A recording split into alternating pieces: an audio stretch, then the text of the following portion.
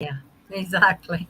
Hi, everybody. This is Joy Lashray. You're listening to this edition after 3 years of almost 3 years in August of Matured Musician interviews. I have with us today Ace Lytem. Is that how you say it? Or Yep. okay. And he is a Canadian friend. And we'll be getting into his background in just a minute. I do want to give a shout out to my producer and sponsor, Luscious My Studio, owned and operated by those of you who know him, Chad Christ. He is the lead guitarist for Heart by Heart. In the meantime, he has been, when I first met him, it was about 2019, just before COVID. And I, during COVID, decided to go to his studio to do some recording. I'd been writing and never done it before. And I thought, well, okay, I'll hit up Chad. He's got a studio. We'll see if I could afford him. And he, at the time, was catering mostly to drummers and lead guitarists. But now he's moved on with some pretty sophisticated programs, including a form of AI that's built into his program, which makes it a lot easier to do it than when we first started. So if you have any studio needs whatsoever, he has a very creative environment. It's very comfortable to be there, and he can help you with your needs. So just contact Luscious Ma Studio on Facebook or on your browser, or Chad Christ in Edgewood, Washington. With that, uh, good afternoon, Ace. I want to hear your story. I read your bio. Not everybody reads those bios, by the way. It was longer than a few paragraphs. They don't seem to want to read them. But I did read yours, and I would like to get into how you started. You said you were from Quebec, Canada, originally, and that's the only thing I know about Quebec is that that there are people there speak French. Is that correct? Yeah. Yeah. Yeah, they do. And they really don't like smart-assed English people who beat them at their own game either. So, Okay. Would you like to explain that, or? well, you know, Quebec was one of these places that was predominantly English at one point. It And was predominantly what? English. Oh, Oh, okay. They did have like the French stuff happening too, but not to the degree that they've got it now. When Rene Levesque came in the mid 70s, he just totally went haywire because the English really didn't treat the French too well. So when the French were able to stick it to the English, they did. And at first it was like, okay, well, let's just have the English people just try and learn French, right? So that's what me and my buddies did. And then they said, well, now you got to work on your pronunciation of stuff. Oh, okay. So we did. So every time that we had, you know, went up a notch, thinking, okay, that's what's going to happen. Then they raised it again. So by the time that I moved out in 1991, it got to the point where I was being told, you'll never have a job here in Quebec because you're English. Okay, so, that kind of made me a little bit mad. And I moved out here with the company that I was working with. It was a tea and coffee company. And, I moved out here in 1991 and, have lived here for the last 33 years. So how it all started was I was born in Montreal and raised in the Laurentian Mountains. And I was by myself a lot, with my brother. And, we would just have to try to make up our own entertainment and stuff, right? yeah. So, I was always one of these guys that was always mimicking things, right? And my mother always, figured she had a very weird little boy. So, I started off doing that. And then when I was about 6 or 7, I saw a guitar laying around the house. So I started banging on it, right? And somebody came over and went, okay, well, you're going to have to tune this thing. And I went, what's that? So that was my introduction to music. And I was always listening to stuff like the Beatles, early Who, early Rolling Stones with my mom. My mom was one hell of a rocker. Wow. She liked everything from the Everly Brothers to Iron Maiden, Metallica. Oh, She thought that Kiss was a really good fantasy type band. Motley Crue she loved, just because of the costuming and the songwriting and stuff, right? yeah. So, I took guitar lessons when I was about 9 or 10, and somebody decided, since I wasn't doing that well as a lead guitar player, maybe I should start learning chords and stuff. Well, that was where I found the niche. So I learned a bunch of chords and decided to try and play along to certain songs and stuff that were pretty easy, like Elvis Presley and the Beatles and stuff like that, right? And I started noticing that I had an aptitude for music. So I started playing around with a few people in the area, and we would just try to make up our own songs, and nothing really came of it until I moved out here in Vancouver. So um, so what happened was I moved here to Vancouver, and I was working in a small cafe. And one of the things that we did was we used to bring in folk singers and buskers and stuff like that, and have them as our nightly entertainment. Well, I met this guy. He played a beautiful 12-string guitar, and at this point, I wasn't even playing guitar, okay, because I'd just gotten totally disillusioned with the thing and gave everything up when I was 16 and just went to hell with this. So by the time I was 28, my friends started noticing that I could actually play a guitar, because he would sit there and he would notice me looking at it going, do you know how to play one of these things? And I'm like, well, I know a few chords, but that's pretty much it, right? So I started screwing around with one of his songs, and he goes, I really hate you. Yeah. You do? Well, this was his way of saying you're doing good. Yeah. Okay. I hate you. You That know? works.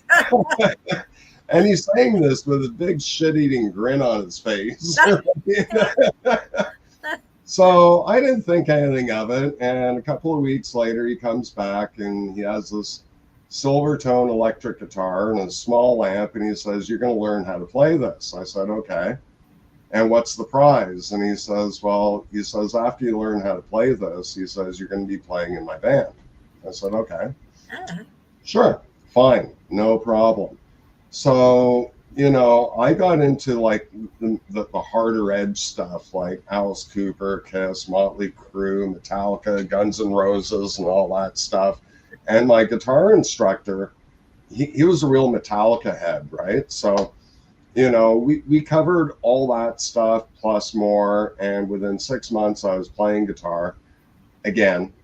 And my friend saw how I was doing with it, so he decided to show me a song. He says, "Play this." So I don't play a 12-string guitar at that point. I certainly didn't finger pick, okay, and I certainly didn't have his voice, right? So, where his playing was, beautiful, and everything just sings, I come along and it's like a grenade going off, right? Like boom. So, but he had seen what I was doing with his songs, and he says, you know, I really want you to join my band. I said, no, no, no, no, Bill. I said, I really can't do that. I said, I'm going to destroy it. Like, people are going to hate me. And that's the end of that. Right. And I was terrified, to tell you the truth. So for about 2 weeks, we argued and argued. And finally, I went, okay, fine. I'll play with you at this one jam that you're doing. I'll go with you and we'll just call it a one-off, right? So we play this thing and it goes off really well. At this point, I've already written 3 of my own songs. And then he says, well, now I got a surprise for you. He says, you're the next one up. Well, ladies and gentlemen, please welcome my friend Ace Lytem with his original songs. And the band that he had formed decided to play with me, to back it up, right? So I'm terrified and I'm going, oh, shit, how am I going to do this? Am I going to turn into Ace Lytem as Barney Fife? Or am I going to turn into Ace Lytem, the performer, like I know how to do? Well, the latter had happened and people were cheering at the end of it. And I really didn't think that what I was doing was anything special. So, my friend just kept encouraging me to write more songs. And at this point, I had been recovering from a work accident that I had. Okay, I fell down a 25-foot drop. And I didn't break anything, but I went from 5'11" to 5'10" in one easy swoop. So, it took me about 3 years to be able to get back to, being able to work and all that type of stuff. In the meantime, here I am going out with my friend, and we're just blazing up a storm here in Vancouver.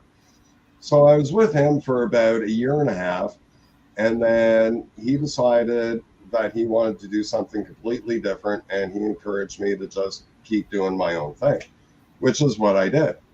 The whole problem with that was, while everybody else could find people that would, want to join a project and try to do something with it, I kept meeting up with the hobbyists. Now, the hobbyists are not bad. Okay, I'm not trying to take anything away from them, but if you're a guy like me who is sitting there going, okay, how can I capitalize on this? How can I make some money on this? Yeah. You need a band that's going to stick with you. So every time I got it to a point of where we could take it out, the band would just completely blow up. Somebody would have some kind of a marital issue, so that guy was gone.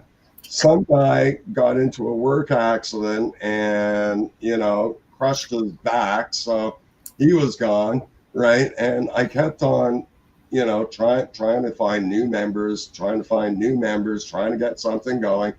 And then it got to a point of where I just said, well, this ain't going anywhere. I'm just going to start, busking on the street of Vancouver and see what I can do there. Surprisingly enough, I was able to make money at that. And quite recently, a friend of mine, I was talking to him and he says, what are you doing in music? And I said, well, not a heck of a lot. I'm just doing the odd busking every once in a while. And, I'm working with a vocalist right now, but that's pretty much it. And he says, you and I have played before. He says, why don't you come on out to the studio and let's see if we can still play together. And says, oh, by the way, he says, I have another bass player and another vocalist coming. So do you mind that? No, not at all. So that's pretty much in a nutshell what happened and what I'm going for now. In fact, I have a rehearsal with my friends tomorrow. So you said you're a singer-songwriter now. I didn't really pick up on that. Usually I write there singer-songwriter in the advertising Right. of your coming. So you're basically saying that the songs that you write are rock songs? Pretty much, yeah. Pretty much rock? Yeah, it's basically a cross between Alice Cooper, Wasp, and Kiss. And It what was the last one? Kiss. Kiss. Ah, Yeah. the producer that is had an experience with Kiss on, I believe it was Kiss on a cruise not too Oh long yeah. ago. Okay. Yeah, well, those guys are they're getting up there in years, so we're beginning to lose our rock people down here. Yeah. Yeah. Well, they're a good band and stuff, and it's really too bad that they don't really in the later part of their career, they didn't really write that much. They're resting on their laurels a little bit. So every Yeah, time that they showed up at a special event or something, you'd always hear rock and roll all night and Detroit Rock City, and it's like, guys, can you at least try something else? Like you have how many albums? 30 albums. yeah. Pick a bunch of songs that aren't them. Yeah, right. you Yeah. know. So, what kind of music did your mom play? She was rock too, right? Well, my mom was into anything that was good.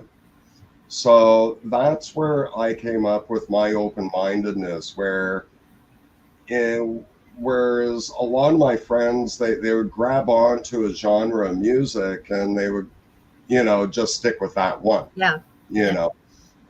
Me, I'm the type of guy that it may not necessarily be my style, but if somebody's good at doing something, I'm going to acknowledge it. right. Excuse me. I've had people do that with me too. I've gone into complete blues enthusiast bars, and here I am doing Ramones style type of stuff and hard rock type of stuff. And, people were like looking at me like mortified. But they would sit there and they would start realizing, well, it may not be my kind of thing, but I really like what this guy's doing. Yeah, And my whole thing was wake up, smell the coffee, yeah, right? Don't be an idiot, don't be a fool, and don't be a problem child, right? Just yeah, use your common sense. And that was the whole theme behind my writing. So when I play a song like Message, it's like, you know, um, wake up. The government isn't doing you any favors. People will screw you around, and do it with a smile, and for some unknown reason, people like that style of stuff. yeah. I just don't understand it, but that's me, right? I don't know what it's like in Canada, but do you have? I don't know if you ever heard the term ASCAP or BMI. Um, It's something that we have to belong oh yeah, yeah, to get yeah. money for playing our songs, and yeah, and then the clubs have to. They have because it's original music. You have to have a license to play cover songs. You got to be kidding me. No, no, they have to. I don't know how much it is, but I know that there are some people here that haven't done it, and so they're kind of careful about trying to avoid these people coming around in the state and charging them for these gigs that they're putting on. And it's good for us. It's to some extent, although I can't imagine any artist really seeing that money in any big way. But it is a thing. So, did you ever run into the band, or your mother ever say anything about the band called Heart? Oh, that was one of our favorites. Yeah, Um, yeah, Heart was one of those bands that as soon as I heard what they were doing with, I think I discovered them when they were doing Dreamboat Annie. Yeah, yeah, And then after that, Barracuda came along, and I went, yeah, ooh, yeah, yeah, these women can rock. right. See, for me, I don't care if you are a country singer, if you're a rock singer, if you're doing jazz, if you're good, you're good, Yeah, you know. absolutely.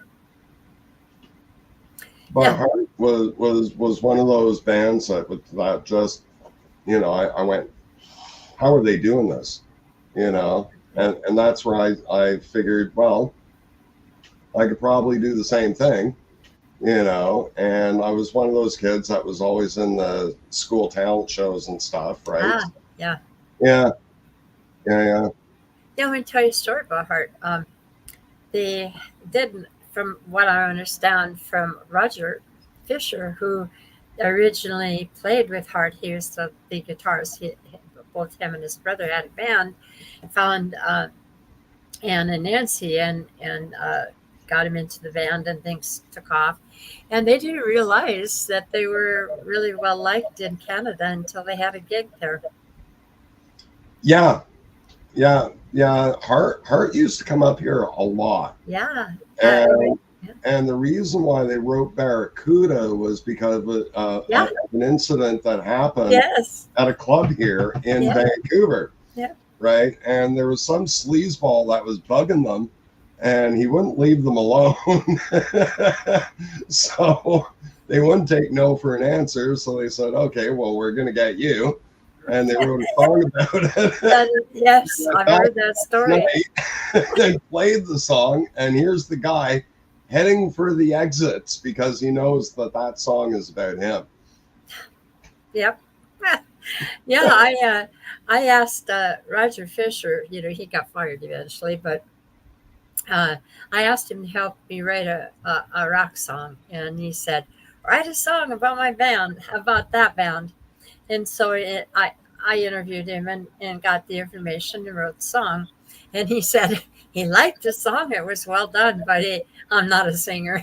That's what he said. I'm not a singer. Well, you know what's really funny? I'm not a singer either.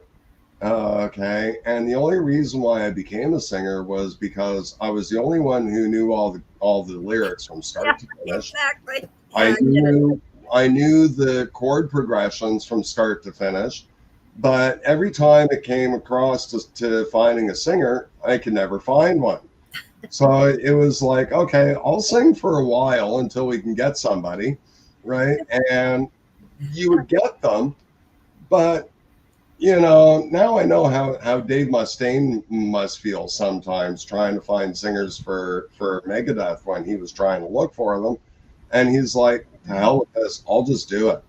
Right? And you know, Yeah, for some unknown reason, people really like the tone of my voice. I don't know how, yeah. but it's just one of those really odd things. I don't think it's anything that great myself, but if somebody says that they like it, okay, who am I to argue?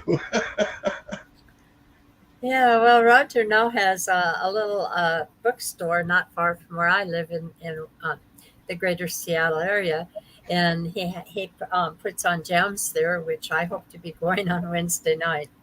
And the man who took the drummer and the bass player from Heart broke off and started their own band called Heart by Heart.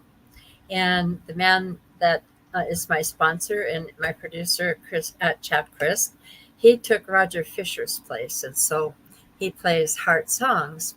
He's one of the lead guitar. He is the lead guitarist for Oh that no. band. And so Heart lives on, and of course they're still here and they're still making music.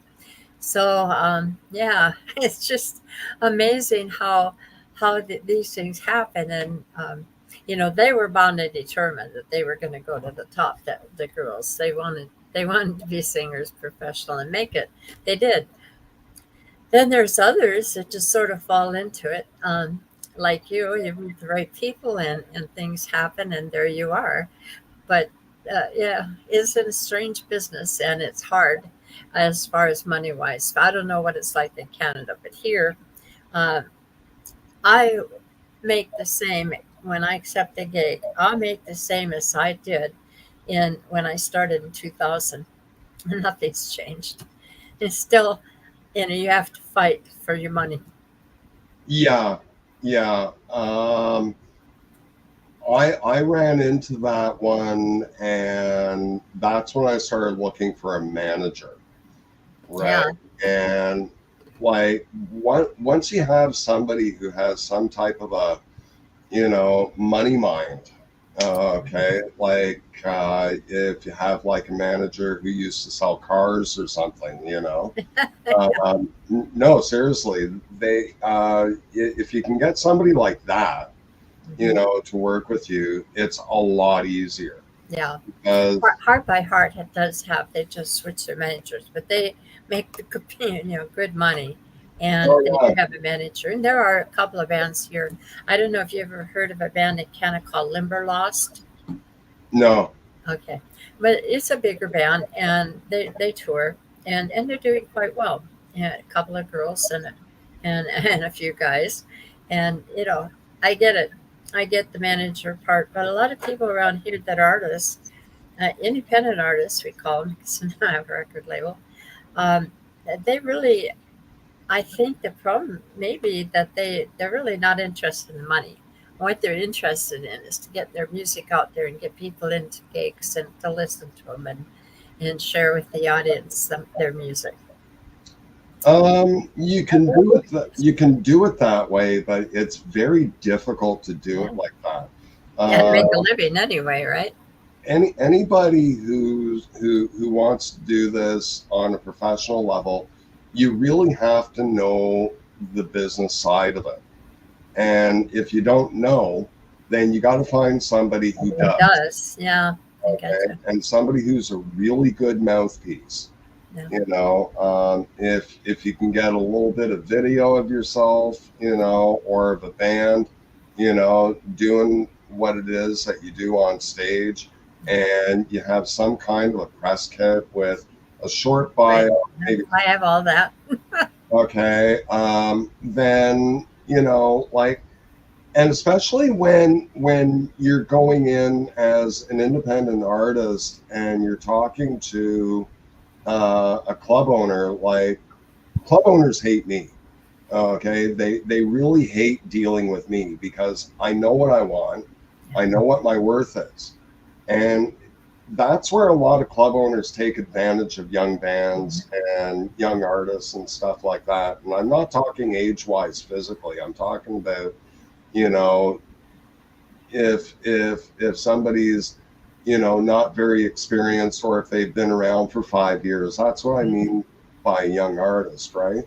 So a lot of club owners pick up on this and they take advantage of them. And what happens is when you have a manager, then the way that they look at you is a little bit different.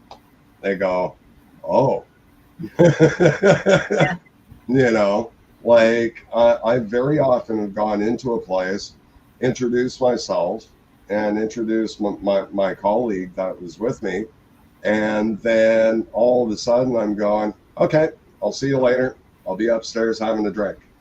And the guy is like, what the hell? And I'm like, you're going to talk to her. What? yeah, She's my manager. You talk to her. yeah. I hear that. Yeah, absolutely. So now the club owner is going, uh-oh. Right.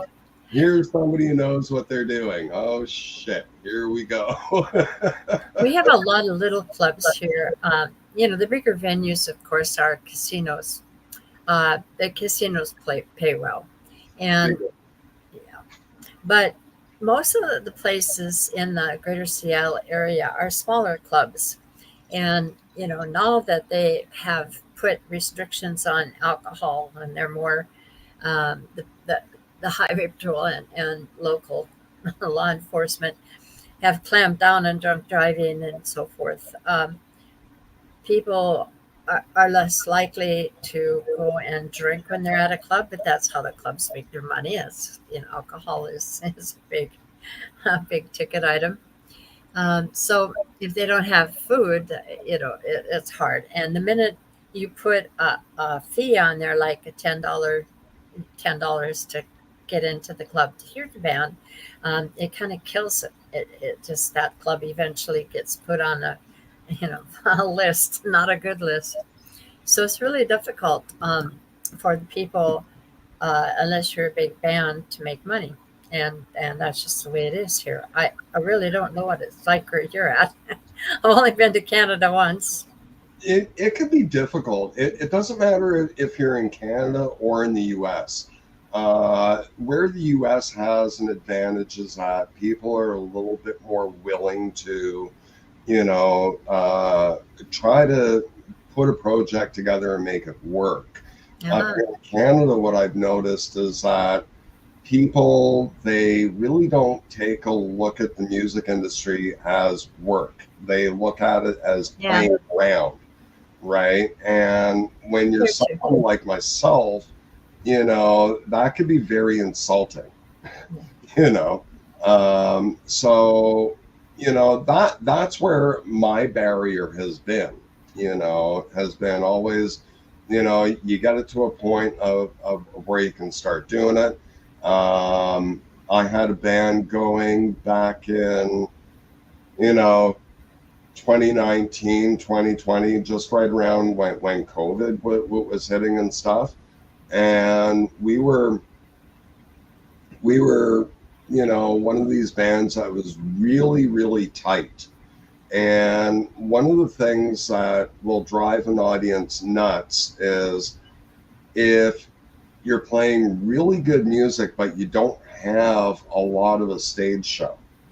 Okay, meaning energy wise. Yeah. I see an awful lot of bands up here making the same mistakes over and over and over, where they're so concerned about playing the song perfectly, that they forget that rock and roll is not only an auditory thing, but it's also a visual thing. Yes. So you have to be able to give people something to watch, right? And that's where my experience with theater comes in, because when I get up onto a stage, I'm a completely different person. Right. Uh, Yeah. when my wife first saw me play, she couldn't believe the person I turned into. Okay, loudmouthed, telling people "fuck you," get off your ass, and just really taking command of a room and doing it in a way where it's not insulting to anyone. Okay, where you have a character that was created because there's a lot of people that don't want to or can't fight for themselves. So that's where the character that I came up with is coming from. If you're somebody that can't really speak up or fight for yourself, I'm your guy. I've been to hell and back so many times, the devil has a restraining order against me, type of a thing, right? So, you have to have some kind of energy, and you got to be able to, not be the guy next door, but something that's larger than life. And Yeah. that's where a lot I, of young bands go wrong, is that they don't do that. did you ever hear of a band called Bad Company? Yes. Paul Rogers. Yeah. Yeah. Well, the guy that played bass for him for a while, I think it was like 2000, 2008. I could be wrong. His name is Lynn Sorensen, and he gets Mhm. the jams. I've been jamming with him since 2019. Oh, And nice. when he performs with his band, and he has several bands that he performs with, that's what it is, high energy. I mean, when I don't know how these guys live after 4 hours of that, and then get up the next night and do it again. But yeah, and it's a show. It is a Mhm. show, and he's definitely a different persona when he's performing, and he's still good. But he does it at now, I think, more because just enjoys singing, period. Yeah, I don't know that. There's another lady that he's been performing with in Vegas called Ronnie Lee, and she tours. She's female lead guitarist, and she also has a pretty good show when she performs. But yeah, I understand what you're saying there. It You, definitely it's a performance too, not just the audio, not just it's a visual as well. I agree. oh yeah, like I'll go out with my wife, and there's like bands that played here in an open air stage, and they have these markets that go from May till like September, October, and it's like every Friday night, every Saturday type of thing, right? Right, And on the Friday nights, I like going down to check out the bands because, I want to see what I'm up against right.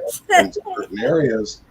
And I'm telling you, over the last couple of years I've been doing this, my wife and I just both look at each other and we go, oh man, these guys are really boring.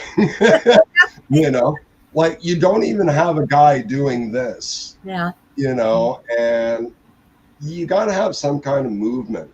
You, right. you, you got to be able to entertain. You got to be able to show them something that they haven't seen before, or they haven't seen in a really long time. And nobody wants to see the guys next door, going, Yeah, hello, my name is Melvin, and I hope you like me, and here's my show. Like, yeah, that would really set off a good tone, right? yeah. I get it. Where, There's.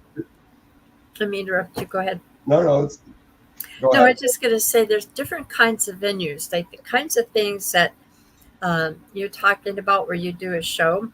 Those usually are casino performances, and they are pretty active around here. I mean, bands that they hire perform. I mean, it's a show. Uh, Yeah. Clubs, it's more, I want to dance. I don't care what you do on stage. I just want that music just has to make me want to get on the dance floor and pack it. And then there's wineries and breweries that beer breweries that they want it quieter so people can talk, and they want more relaxed and laid back kind of music. I mean, if you did something like that for their performance, probably people would choke on their wine. So there's very different venues, and another big thing around here is jamming with all the different musicians in this whole area get together and go to a jam where they can get up on stage and perform with other people, and that gives them the contacts they need to build bands or fill bands if someday leagues, etc. And Hmm. that's a different thing. It's not so much the acting part of it. Right. Yeah. Well, it depends what you want to go for. Yeah, exactly. Like I've walked into, dive bars, right, thinking and envisioning it to be like Madison Square Garden, uh, and Yeah, and that's how I'm playing. right. Okay, I don't care how small the stage is. Yeah, I'm going to make it work. Okay, and especially if you have wireless gear. yeah. It works out really well, right? So it's like I play the same way whether I'm in front of two people or 2,000. There are people like that here. There's you remind me of somebody that's a rocker. I call them rockers. We call them rockers around here. His name is Howard Comfort, and he does all these. He calls them flavors. He does all these different people. Like one night he'd be Zeppelin, another time he'll be doing Guns N' Roses. So at casinos, and that's a performance. And before the night is over, he has his shirt off, and God knows what else he's doing, but he's all over the stage, jumping and doing things that they did in the 70s, 80s, and 90s. Oh yeah. He's like you. It doesn't matter where the stage is or what he's playing. He is like that and stays true to form. Yeah, well, I always, I lost count as to how many separate bands I've actually watched after Yeah. 200. And the reason why I went to see so many of them was because some of them were really good, and some of them were some of my favorite bands. Like, I have seen Heart live. I've also seen Kiss. I've seen The Kinks. I've seen Ronnie James Dio. I've seen Megadeth. I've seen Metallica, right? And Alice Cooper, I've seen him 3 times. And he was the guy that really made me go, wait a minute, there's something to this theater stuff, right? And I wasn't really that great of a melodic singer or anything like that. Like, I can sing, but, I got to watch the material that I'm doing. Right. If I'm doing something that's in your face, like I'm going to get you type of thing, yes, my tone works. But you ask me to sing a love song, I'm going to destroy the bloody thing. Whereas, I get it. so, as a performer, somebody really has to be aware as to what type of audience do you want Right. and Exactly. play for that. Like, I've done the completely original thing, and sometimes it works and sometimes it doesn't. I've had to Yeah. learn in my old age that, well, maybe you should stick together a set list of obscure covers and even ones that are not so obscure, just to grab people's attention, Right. Right. right? And Exactly. then once you've done that, people Exactly. start asking you, well, do you write your own stuff? Oh yeah, boy, do we ever. Right. That's the next set. I want to go back to something that you were just saying. That you say you are as an actor. Now is were you an act? You said that in school you were the one who always tried out for talent shows or whatever. Um, how how has acting helped you with your music? Do you think? um, well, acting, what it does is that it allows you to be able to create a character. I acted in high school plays, elementary school plays. I started when I was 6. And then when I hit high school, that was where I really looked at acting and I went, wow, if I could create something where I could take acting and music and blend them together, it's nothing more than rock and roll vaudeville. Yeah. So anybody who is looking at this interview going, how do you do that? Well, just find an acting coach. Yeah. Okay, and they'll point you in the right direction. I did a lot of stage work as an actor. I also did a lot of video work just because I knew how to create a character. And that's the thing that a lot of people have to understand is if you are going to be any kind of a performer, especially in the music industry, you have to be able to create a character that people are going to relate to. And if you can do that, then it's you, but it's not you. And then you can start thinking, okay, what is the backstory of this person? What am I trying to do? Right. And that's where I came up with the guy that will fight for the people who don't want to fight or can't. Right. So, I've been at this a really, really long time. Um, even when I did film work here in Vancouver, I never looked at it as, oh, well, it's only a bit part, so I'm just going to screw around. No, I always looked at any job that I did as I just want to do good work. I want to give the director what he wants, how he wants, with as little takes as possible. And I became known as one of those guys that could deliver the goods in 2 takes or less. So it saves a lot of money for the directors and stuff. So if we fast forward a little bit, and it also helps you to be able to relate to your audience, because it's you, but it's an extension of you. It's your alter ego, right? So you can Right. have a lot Yeah. of fun Right. when it's, an extension of yourself, and it's not really you as a person, as a performer. Right. Yeah. I get that. Well, we're getting kind of short on time here. it was we moved along quite fast. I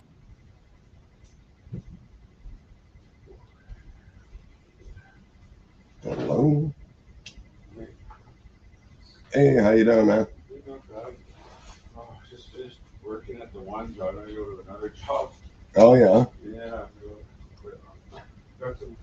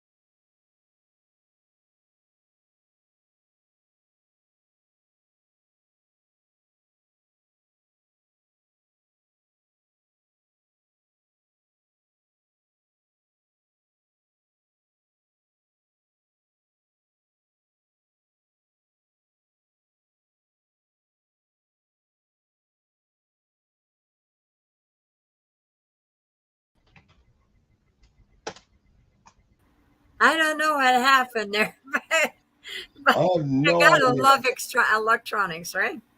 You gotta love electronics, yeah. Yeah, we lost connection there for a sec. Um, That's okay. so what I was going to ask you about is what you have coming up. Do you have a band now? What's its name? And if you don't, are you looking at getting something on? I think you kind of left a little of that, a few little clues.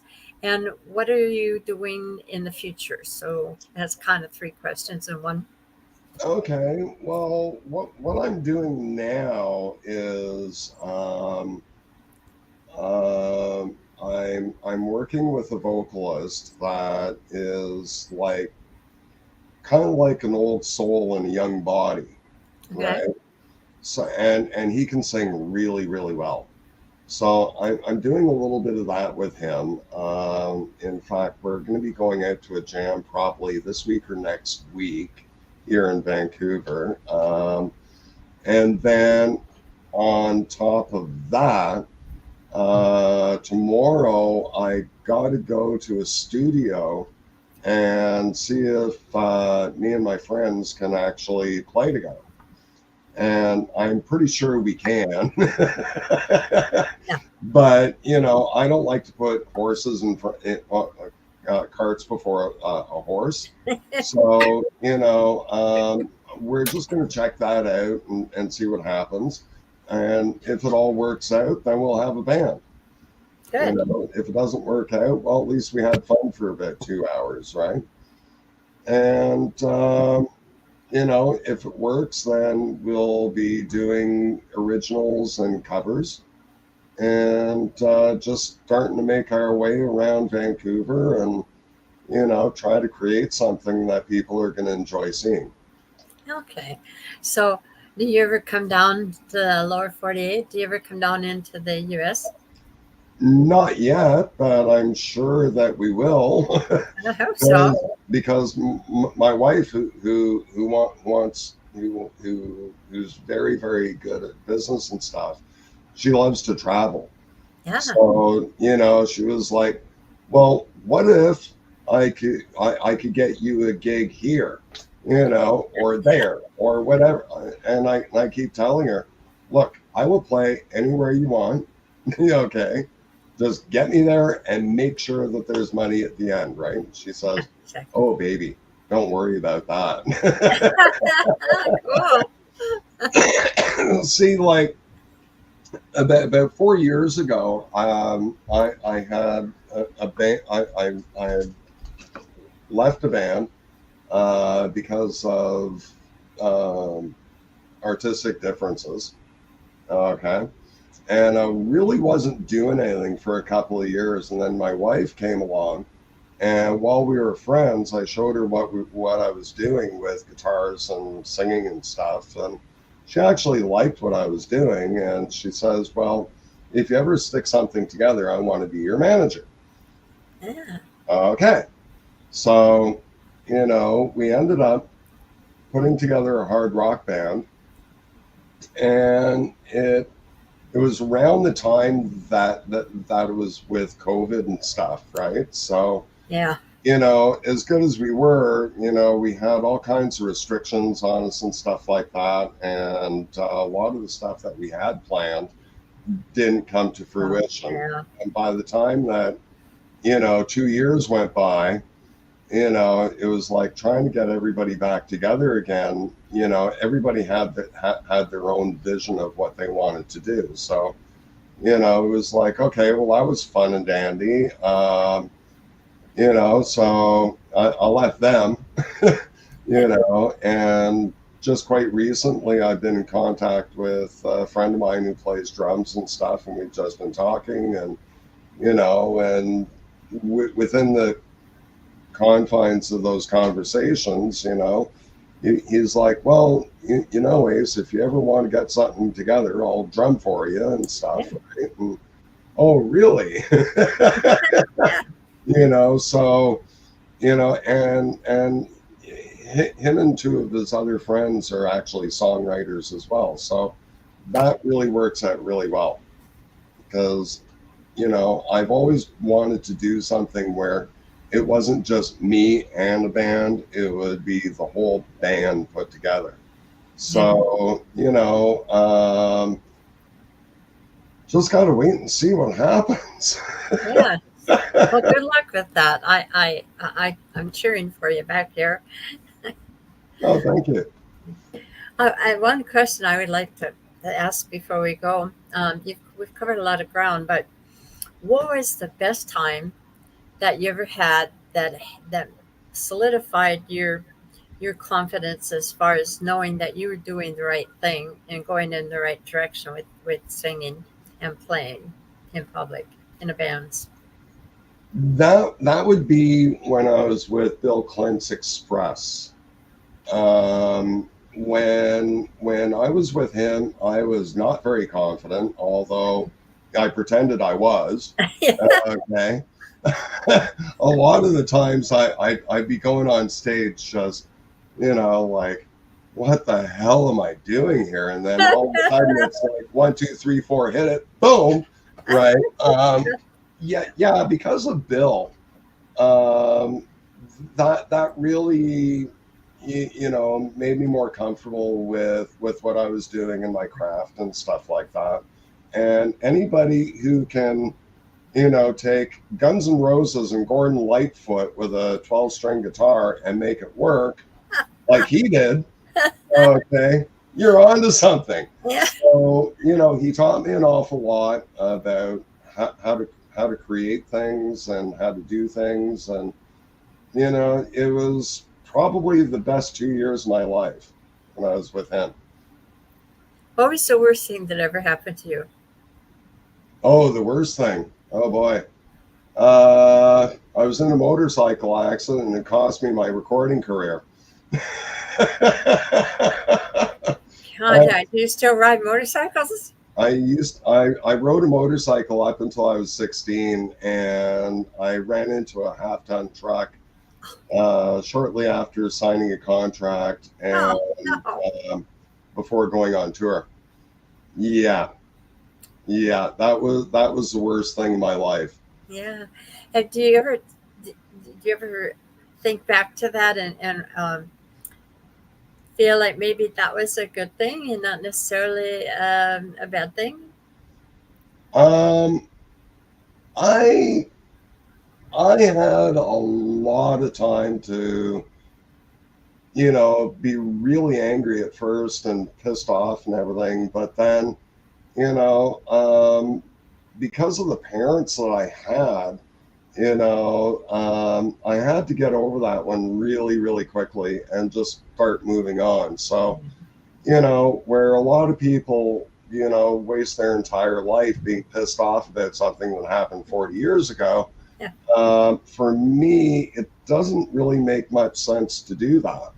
It was something that happened. For whatever reason, it's beyond my control.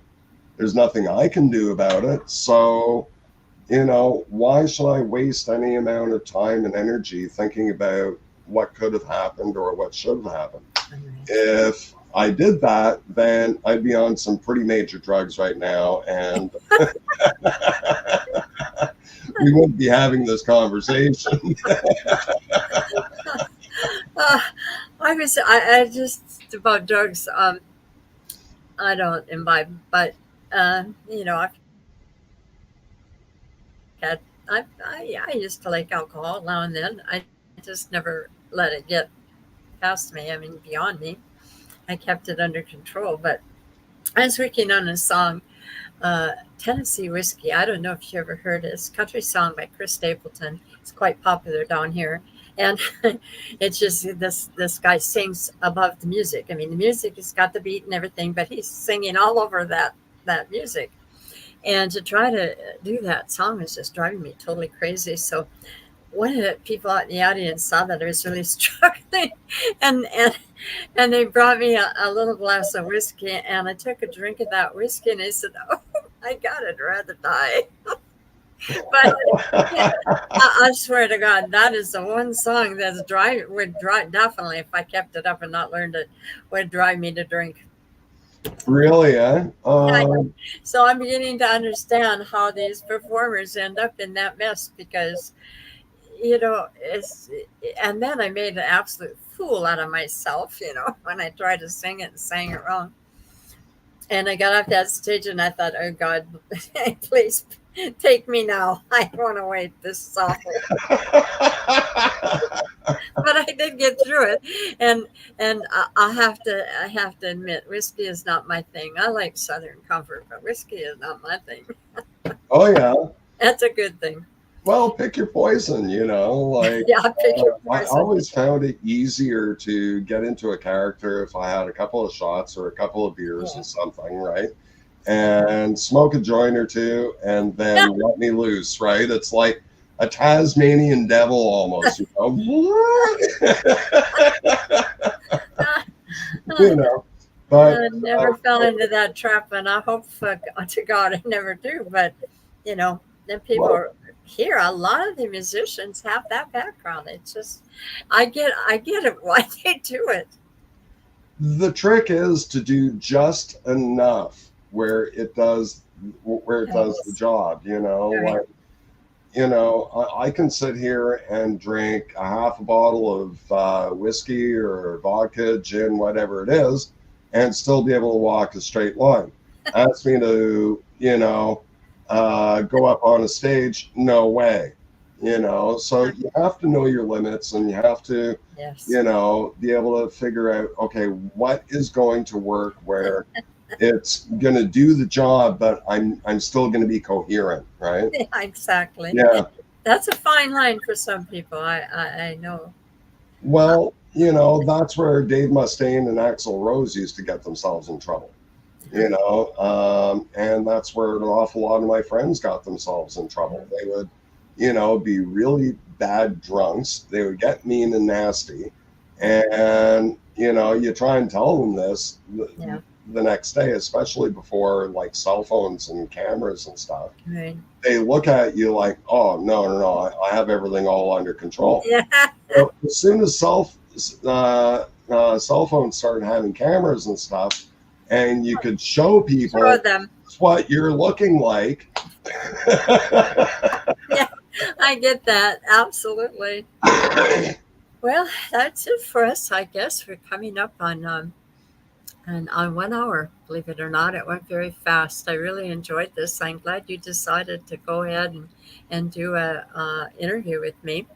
I'll send Anytime. you I'll send you the YouTube link so that you can use it on your EPK or however you want to trash it on Okay. it, Sure. whatever. and and I hope I keep me informed.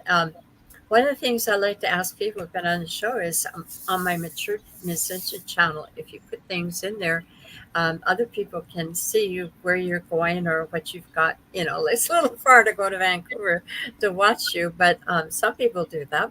So if you can do that, let's keep in touch. And about a year, Oh, 6 months to a year, maybe you'll want to do it again.